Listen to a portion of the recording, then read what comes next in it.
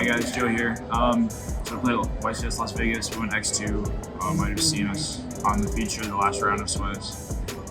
No X2 stopped, so we bubbled, which was unfortunate. But got like 20th or something, 21st. So I played Swordsoul. I know a lot of people have been asking for like an updated list. So here's my updated Swordsoul list that I played at YCS Las Vegas. Just overall all-around hand trap. Unfortunately, like SP used to be a really easy matchup for you, but it got a lot harder with the new cards. The deck is like really good, so like you have to play this. It's also searchable off like Xiaofeng and stuff like that. Nib, this card was like okay. I don't know if I'd made it again, honestly. Like it's really solid to cash, but like if they just play around it, just like make him rise hard on their 4 summons or something like that, like people play around it a lot. So I don't know, it was okay. And then for the Soul cards, just like the really standard guys. Yeah, I don't know. This card was insane. Plays is really good. You can never play less than that. One Taya, like people say that's like a thing you can do, but with the cashier stuff and banishing off the top of your deck, like you really do need it. And it like comes up a lot in the grind. So I like 2 Taya. I think it's fine. And then I play a lot of tennies with 3 vessel. I don't play Shithana because of not playing Circle. I think Circle was really bad. That's just my opinion. Shithana like probably could be played because there are multiple instances where like you'd normal summon like Moya or Taya and like they'll chain Imperm to it, and you have like Eclipse in your hand. So if you like chain the Eclipse to book your Moya or Taya, you have the token. So like being able to have like any of these cards allows you to continue to keep comboing. This was the best card in my deck. Nib is like a huge problem. Everyone's playing Nib. You have to make Xiaofeng. And being able to search Ash or something off Xiaofeng is really strong too. This card helps you play through so many boards. It's so many pushes all in one. It's like this stuff into Boxia, and then you still have your normal summon and all that. There's also a really cool line that I can show in maybe another video. But you open up like this plus like a way to Taya plus another worm. You can dump the long young with this, and then add it back with Adhara, so then you can search Blackout off the JOE. So then you end on 3 synchros, which is really strong, plus the block-it. And then 3 emergence, 3 eclipse, 2 desires. I don't know, man. This card's good, but like sometimes there's specific cards you need. So it's like maybe I should play Prosperity. And obviously that conflicts a little bit with like Moya and trying to do what you want to do, but I don't know.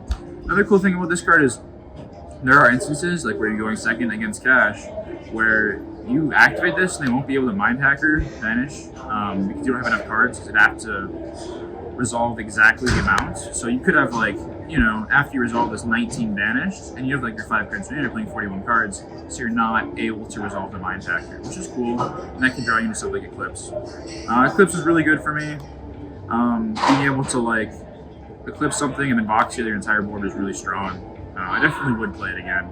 A really cool card in this sword deck, interaction you can do, is if you use the Baron Negate and then this gets Eclipsed and you flip it back up, you can use the Baron Negate again, which is pretty sick. Another thing is if you get nibbed, you can activate this, book your entire board, and the nib stays in hand, so that allows you to like at least keep the bodies on board, because nib can be like the end of the game in this deck sometimes. And then I played Blackout and 3 Imperm. Cards are pretty solid. I probably would play 1 Veiler. I don't know what I would cut. It might be Nib and something else. And then I also maybe want to try Shithana, but all these cards are really solid. So 41 cards in the main deck. And for the extra, I played wnax, I played Nib, 2 Monk, and Shaman. This card was insane. I love this card so much. Being able to like do something under barrier is huge. Also having the ability to like play through like Imperm on like Moya or Taya if you draw the additional one plus a 10 is really strong. I like this card a lot. And your deck doesn't have a lot of follow-up. That's like the biggest issue with your deck. You make like an okay board and it'll get cracked and you just have no follow-up. So this allows you to get there pretty easily. And for the 10, Sinister, Baron, this guy. I didn't play the new water one. It didn't really come up enough for me to like justify playing it, but all these are really solid. Cash can't beat this plus Shisha very easily. They have to have like non-engine. And then, speaking of Shisha, played 2 Shisha, 2 Boxia, Yazi.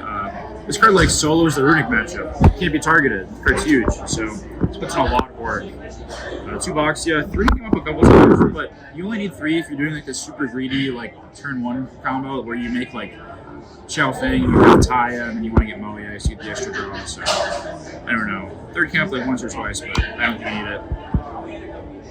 And the Crimson Blader, Draco Berserker, and Xiao Feng. This card's for Brand Despia or for Kashtira. Come up once or twice. You really need like the extra turn sometimes, you just kill them, so I would definitely play this card again. Draco Berserker's crazy. All the Kashtira guys are pretty, like, they're less than 3,000, so this gets a lot of value. And then just Xiao Feng's crazy, obviously. And then for the side, I played 3 Lancia. This was the last card I played on my side. I had all the other 12 cards figured out pretty easily, but I like this card a lot. You have a terrible runic matchup, so like this card's like huge against it. It's really good against Cash, it's good against Flunder. It's like okay against like some of the Despia things too, so I don't know. It's a really good all-around card. Also like evenly murders you. So like this is super important. Especially if you're playing all the tennies, they're locked into worms early, so you can almost never make Baron. So like it could be this or Judgment. I like this because it's like an okay going second card as well. And then I played some very cool ratios. 1, 1, 1, and then the 3 thrust. Dark Holes for Ibli, because you can't like search Book of Eclipse off this, so you like search this, clear everything except for the Shangri-La, and then like play from there. Talents was like, I don't know, a last minute card. It actually wasn't too bad. I like Talents, took a lot of things, and then Evenly was like ridiculous for me. The cool thing about this is you can search Emergence, Desires, but also if you're going for the draw 2 combo, where you have like Moe and Sinister, and then make Shishao to draw 2, and they nib you there. You can thrust for Vessel, and then Vessel into Boxia, Boxia spin the nib, and then pop the token, summon back a monster, make Shaman, and Shaman bring back Sinister. So like, you completely play through nib with just this.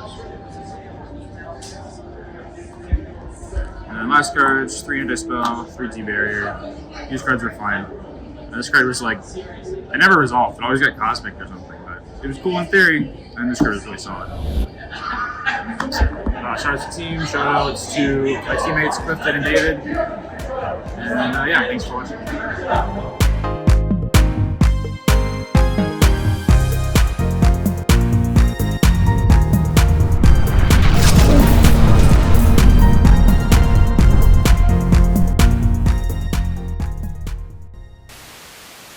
What do you get when you combine one of the best current animes with an anime trading card game, arguably the best?